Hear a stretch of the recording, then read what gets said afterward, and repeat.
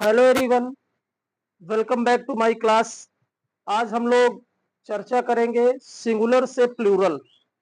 कुछ बच्चों की डिमांड थी कि सर सिंगुलर से प्लूरल जो होता है वो हमें थोड़ा कम समझ में आता है, तो आज हम लोग सिंगुलर से प्लूरल के विषय में चर्चा करेंगे। अंडरस्टैंड? तो सिंगुलर और प्लूरल का जो नियम होता है, जैसे पहला नियम होता है कि यदि किसी नाउन के अंत में वाई आया हो, क्या आया हो? वाई आया हो, और उसके पहले कोई वावेल हो, तो उसका प्लूरल बनाने के लिए उसके लास्ट में एस जोड़ देते हैं। बात ध्यान दीजिएगा, यदि किसी नाउन के अंत में क्या आया हो? वाई आया हो, और वाई के पहले कोई वावेल हो। बात समझने का प्रयास करिएगा, बहुत इंपॉर्टेंट है। लास्ट में वाई और उसके पहले वावेल, तो उसका प्लूरल बनाएंगे तो उसके लास्ट में सिर्फ हम यस जोड़ करके बनाएंगे। उसके अंत में क्या सिर्फ जोड़ेंगे? एस जोड़ देंगे। जैसे बॉय हो गया, डे हो गया, डे का क्या हो जाएगा? डेज हो जाएगा, है ना? जैसे प्ले है, प्ले का प्लेज, सिर्फ यस जुड़ेगा। बात समझ में आ रही है कि नहीं? इसके बाद इसी से मिलता जुलता दूसरा नियम है, सेम टू सेम है लेकिन थोड़ा कंफ्यूज मत होइएगा। नियम है कि यदि किसी नाउन के अंत में वाई आया हो, क्या आया हो? वाई। देखो वाई वहां भी आया है और वाई यहां भी आया है, बस अंतर क्या, डिफरेंट क्या है, यही समझने की बात है।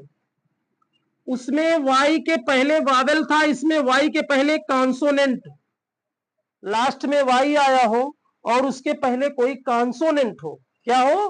कॉन्सोनेंट। तो उसका प्लूरल बनाने के लिए हमें क्या करना होगा? वाई को रिमूव कर देते हैं। वाई को क्या करेंगे बेटा? रिमूव, यानी हटा देंगे, और हटाने के बाद IES जोड़ देते हैं। ठीक, तो आर्मी होता है तो ARMIES। देखो वाई हमने हटा दिया ना, कोई भी वर्ड आपको दिखे तुरंत इसका प्लूरल ऐसे ही बनाएंगे, ठीक है ना? फिर अगला है रूल नंबर 3। यदि किसी नाउन के अंत में ध्यान दीजिएगा, SSOCH और SH ऐसे वर्ड अगर आपको दिखे, लास्ट के SS आ जाए, O आ जाए, CH आए, X आए, SH आए, ठीक है ना? तो उनका प्लूरल बनाने के लिए लास्ट में ES जोड़ देते हैं। क्या जोड़ देते हैं? लास्ट में ES जोड़ते हैं। किसमें जोड़ते हैं? जिसके अंत में SSOCH और SH। इसको अगर आप चाहे तो नोट भी कर लेंगे नियमतः, ठीक है ना? इनमें क्या ऐड करना, प्लूरल बनाने के लिए क्या ऐड करना है? ऐड करना है ES, ठीक है ना? प्लूरल बन जाएगा। इसका एग्जांपल देख लीजिए। जैसे आपको सबसे पहले दिखा दे, जैसे आपकी ये क्या है? क्लास। क्या है? क्लास। बताइए, लास्ट में SS आया है ना? आया है ना? तो इसका प्लूरल बनाने के लिए मैंने क्या बताया है, क्या जोड़ना है? ES। तो CLASS हो जाएगा, है ना? क्लास हो गया। और एग्जांपल देख लो, जैसे फॉक्स। क्या? फॉक्स। फॉक्स मीन्स क्या होती है? लोमड़ी होती है ना? तो फॉक्स का क्या हो जाएगा? आप देख रहे हैं, नियम पढ़ते जाइए। यक्स आया है, ऐड क्या करना है? यस। हाँ, फॉक्सेज, ठीक है ना? इसी तरह आएगा, लेकिन एक चीज ध्यान रखिएगा, इसमें एक एक्सेप्शन भी है, अपवाद भी है। अगर आपको कहीं ऑक्स आ जाए, ऑक्स माने बैल होता है, तो ऑक्स का ऑक्सेज मत करिएगा। हाँ, कुछ चीजों को आपको लर्न मतलब याद करना है, लर्न रखिए, ठीक है ना? वो रूल के अकॉर्डिंग नहीं है, उसको कहते हैं एक्सेप्शन, अपवाद। ऑक्स का क्या हो जाएगा? ऑक्सेन। लगभग यही पूछ ही लेते हैं। बात समझ रहे हैं ना? तो ये तीसरा नियम हो गया और हम आपको चौथा नियम बताते हैं। देखिए, मेरे कहने का मतलब बेटा है कि आप लोग सारी चीजें नोटबुक में राइट करने की आवश्यकता ना रखें।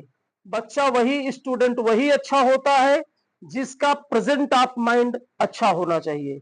बात समझ रहे हैं ना? जैसे आपकी एक दुकान है, समझने का प्रयास करिएगा, मुझे आप रिप्लाई करिएगा। आपकी एक किराना की दुकान है, बहुत बड़ी है, ठीक है ना?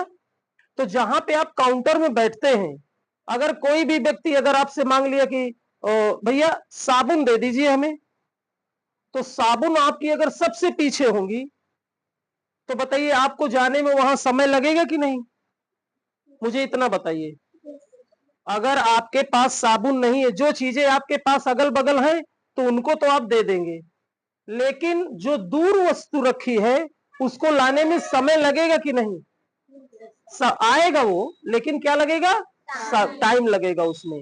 तो वैसे आपका माइंड होता है। आपसे पूछा जाए, बेटा who is the president of India, तो आप क्या करते हैं? सर 2 मिनट रुकिए, मेरा ये बैग में जो सर जी सब्जेक्ट राइट करवाए हैं उसी में लिखा हुआ है, मैं आपको अभी बता रहा हूं।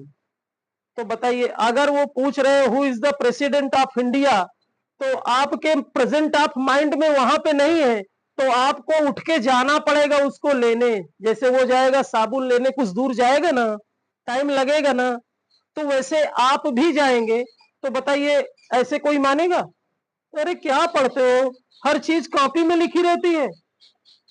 जो काम आप अपने माइंड में रखेंगे वही आपका सबसे मतलब स्ट्रांग पॉइंट होता है। चाहे कोई इंटरव्यू हो या कहीं भी हो, तो बेटा हर चीज आप बैग लेकर के तो जाएंगे नहीं। परीक्षा देने जाओगे तो क्या बैग लेके जाओगे? बैग तो लेके जा नहीं सकते हो, कैसे जाओगे? ऐसे ही जाना है, सिर्फ पेन और आपका माइंड, बस यही दो साथ रहते हैं। ये माइंड ही एक ऐसा है, आपकी सोच, आपका दिमाग जितना भी तेज होगा, ये एक ऐसी चीज है जिसको कोई बांट नहीं सकता है, लेकिन आप उसको क्या है, डेवलप ही नहीं कर रहे हैं। तो नेक्स्ट है बेटा, यदि किसी नाउन के अंत में एफ या एफ ई आया हो, ध्यान से समझने का प्रयास करिए बेटा।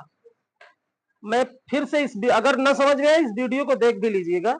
यदि किसी नाउन के अंत में लास्ट में क्या आया हो, एफ या एफ ई आया हो, तो इसका प्लूरल बनाने के लिए एफ या एफ ई को रिमूव करते हैं। क्या करते हैं? रिमूव कर देते हैं, हटा देते हैं, और उसमें ऐड क्या कर देते हैं? वीईएस ऐड कर देते हैं। बात समझ में आई ना? एग्जाम्पल देख लीजिए, जैसे लीफ होता है, LEAF, लीफ माने क्या होता है? पत्ती। क्या होता है? पत्ती। तो इसका प्लूरल क्या हो जाएगा? मैंने कहा एफ या एफ ई आया हो तो हटा देना है उनको ना। तो LEAF आया है, इसको हटाना भी है, और जोड़ना क्या है? VES। तो भैया एफ हटा दो, VES ऐड कर दो, तो इसका प्रोनाउंसिएशन होगा लीव्स। क्या होगा? लीव्स। जैसे होता है वाइफ, क्या होता है? वाइफ। जैसे क्या होता है? थीप, है ना? होता है ना? इन चीजों को आप बढ़िया से ध्यान रखेंगे। आपका प्लूरल वैसे ही एफ हो या एफ ई हो, उसे रिमूव कर देंगे। जैसे वाइफ में है तो एफ ई आया है, तो एफ ई दोनों हटेंगे, दोनों लेटर, तो WIVES हो जाएगा, वाइव्स। अंडरस्टैंड? मेरे हिसाब से ये 4 पॉइंट है, इनको आप समझ गए होंगे। इसके बाद मैं आप लोगों को नेक्स्ट वीडियो में बताऊंगा कि कुछ सिंगुलर प्लूरल एक जैसे होते हैं, ठीक है ना? हम उनके विषय में चर्चा करेंगे, हालांकि वो चैप्टर बहुत इंपॉर्टेंट है। बात समझ रहे हैं ना?